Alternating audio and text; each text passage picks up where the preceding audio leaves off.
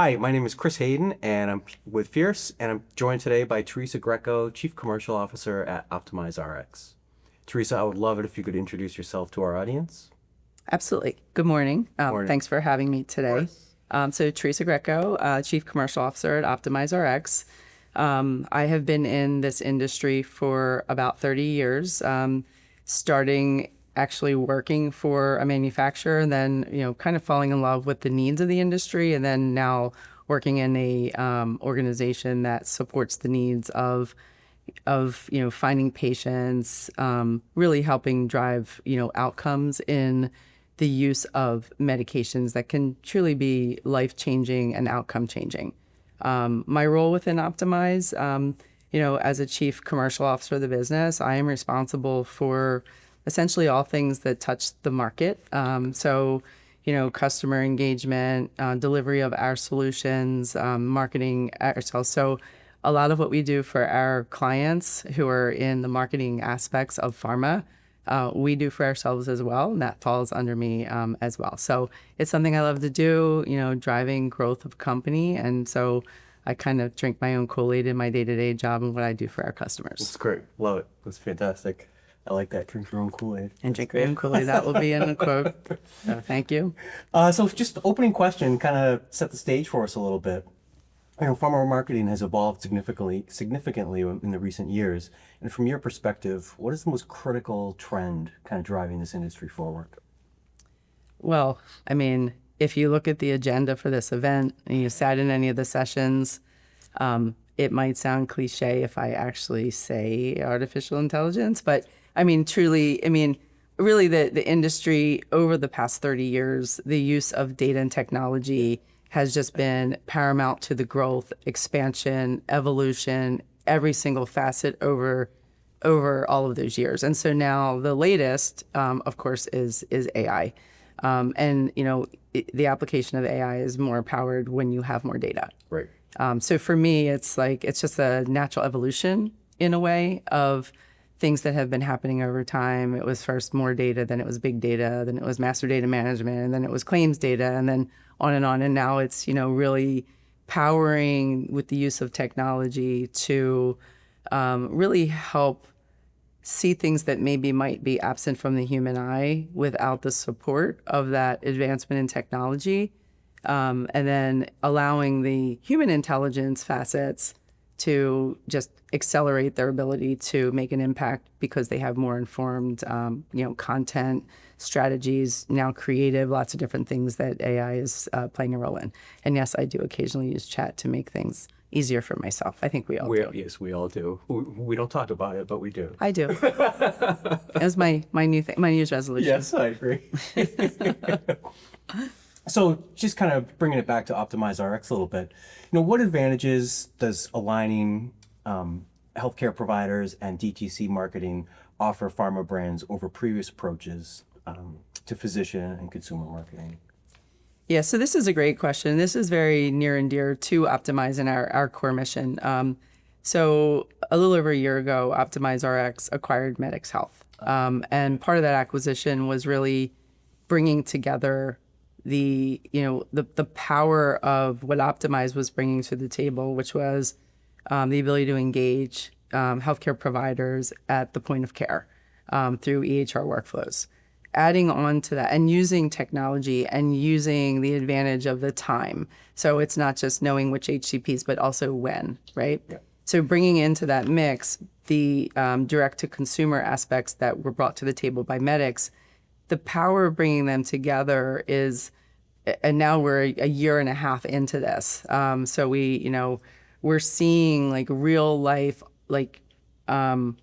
measured performance of campaigns that have been done where both an HCP and DTC are brought together, and the combination of them together gets better results than them separately. And the reason for that is, when you have a patient that can be informed about a potential care option during the window in which they're going to be going to a doctor or some kind of a medical practitioner for treatment, it helps just inform different conversations, right? So in one of the sessions yesterday, they were talking about DTC advertising, and that there's a mountain of evidence that shows that, I mean, when you turn on the TV, there's ads after ad after ad. I mean, we're in that space of marketing. Yeah.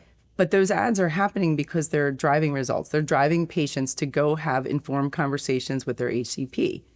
Last year, we did well, we didn't do it, but we paid a market research firm to do a study, and we talked to HCPs. We talked to the healthcare providers about what their thoughts were on advertising, and they said that, on average, about 70% were saying that there's positive, but we have a lot of work to do. Right. Because right now the industry itself is still, frankly, very disconnected. We're getting there, though. We are getting there. And some of the disconnection that I reference is more around, to me, it's the basic P&L structure of pharma, because at some point someone owns the P&L, someone at my level, right? But the brand managers typically are focused on provider or on DTC. Right. The agencies with whom they partner typically are, focused on one or the other. Right. But when you can bring them together, it's very powerful. And we are seeing the results of that in our own clients who've done campaigns that have brought the two. So to me, that's one of the big trends. And we are, I think we're unique in the fact that we do have both pieces. We have patented technology that we're bringing into the mix that allows us to be kind of more accurate and more precise around the timing. It's the timing. So it's, the omnichannel, which is a word at another conference, like we can't use the word omnichannel anymore. But I mean, it is what it says it is, trying to reach, your audience, whether that's a provider or a patient or both, through multiple different channels, whether it's on TV, it's streaming, it's on your phone, on display, and so with the availability of multiple channels through which we can access, there's a huge opportunity. So we've tapped into it. The industry, I feel, is definitely moving in that direction. Yeah. There's a lot more talk about bringing them together. Organizationally, I think within some of our clients, they're still trying to work toward the how they do it. Yeah.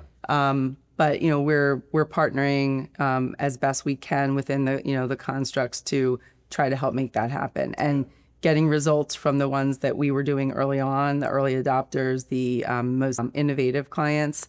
I think that's going to help the industry hear results. People like using results and measurement and say, well, where have you done it before? Can you prove it? And the answer is, we might not be able to tell you where, but we can prove it. We can show you some results. So to me, that's one of the great opportunities. So, and then also going back to question number one, you start applying technology and AI to that. Right. It becomes really powerful. The last comment I'll make about HCP and DTC, unless you have other questions about it, is, privacy, yes. Right? And that's always paramount. I mean, HIPAA has been around forever, all the different state legislation.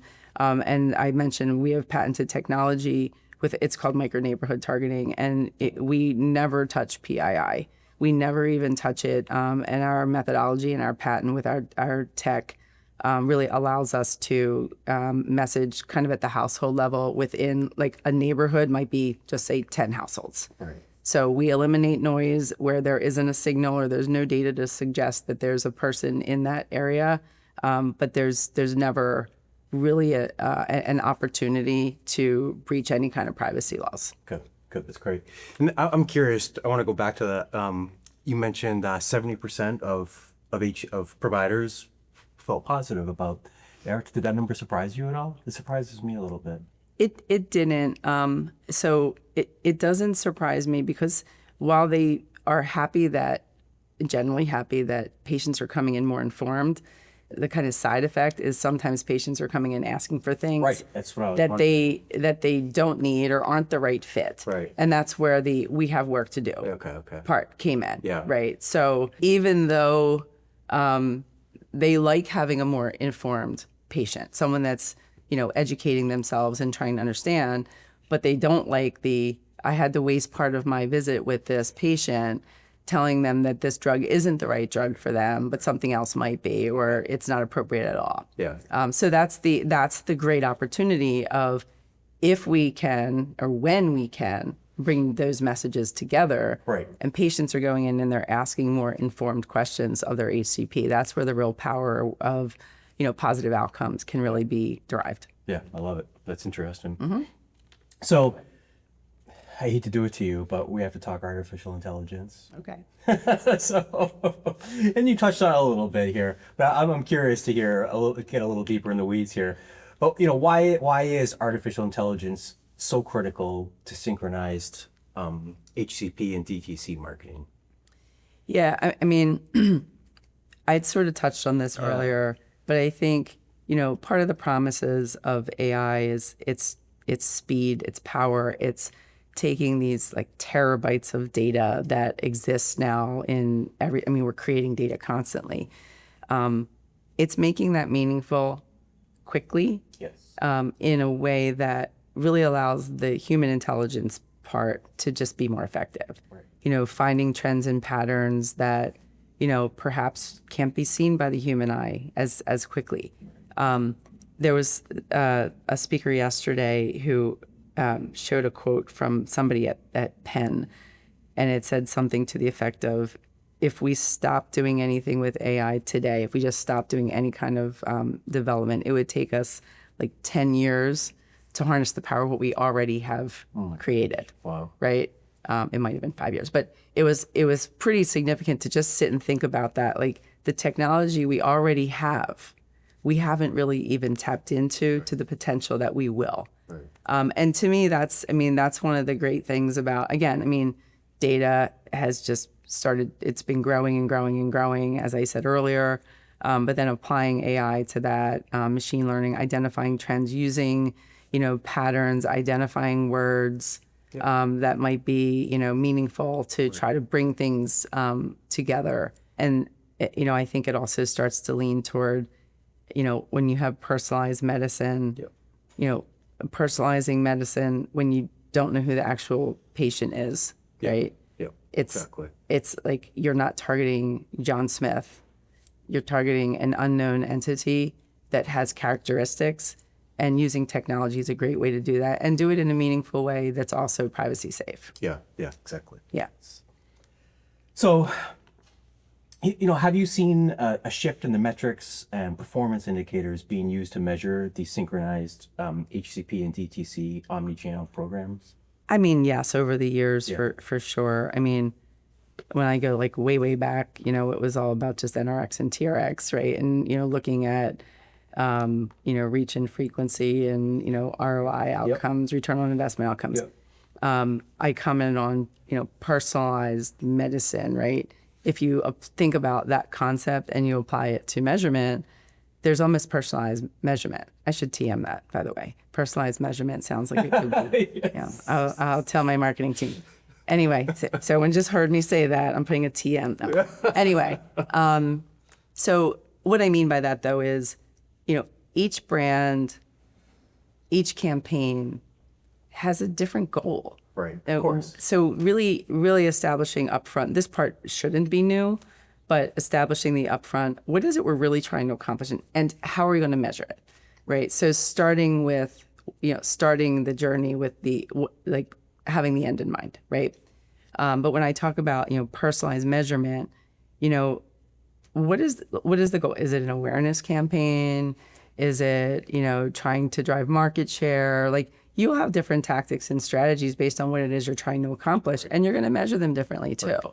Right. And like at a patient level, for example, it might just simply be making patients aware that products are out there, and then informing them of the types of questions they might want to ask their doctor about. On the HCP side, it might be, really knowing timing of when you might know that there's a cost benefit or a copay opportunity.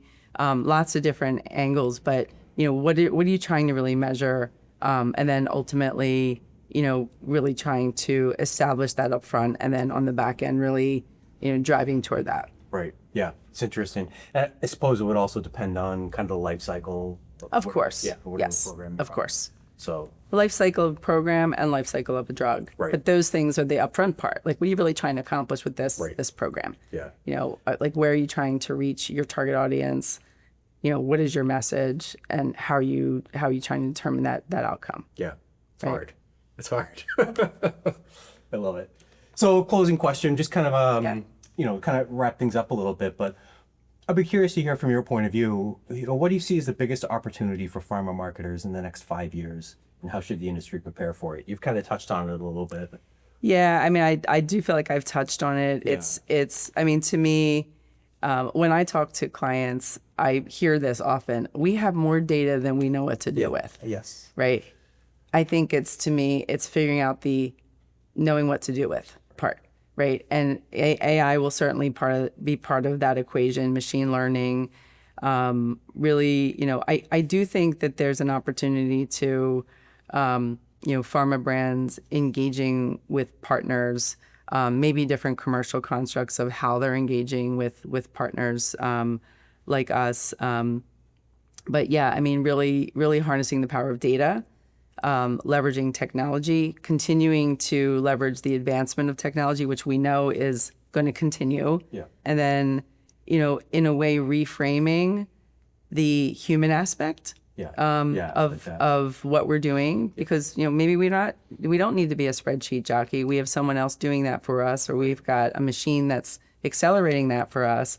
I think that's part of it. And then also what I mentioned earlier about organizational alignment with HCP and DTC, bringing them into the mix so that they can have more almost interoperability within their own organizations. Not that interoperability isn't extremely relevant when I talk about data and tech as well. Right. It being able to have those kind of, cross connections that can allow for meaningful measurement, discussion, campaigns, programs, performance, all of those things. Yeah. So I think, for me, I obviously don't have a crystal ball. No. But it's the trends that we are seeing now, I think are going to continue. They're going to accelerate.